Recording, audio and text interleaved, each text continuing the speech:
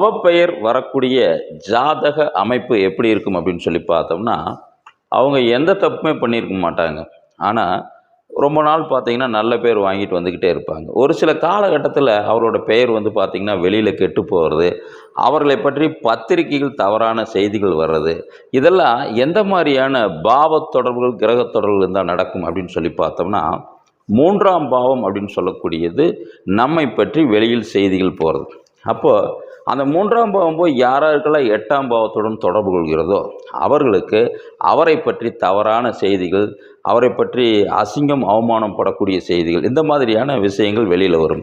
இதில ஒரு சுக்கிரன் இருக்குது அப்படின்னா, ஒரு ஒரு பெண்ணால அவர் அசிங்கமானப்படக்கூடிய ஒரு அமைப்பு அப்படிங்கிறது இருக்கும். அதே மாரி சனிங்கிற கிரகம் இருக்குது அப்படின்னா, அந்த இடத்துல ஒரு வயதானவர்கள் மத்தியில அவர்களால இவருக்கு அசிங்கம், அவமானம் படக்கூடியது, இவரோட பெயர் கெட்டு போகக்கூடியதா இருக்கு. அப்போ எந்த கிரகம் இந்த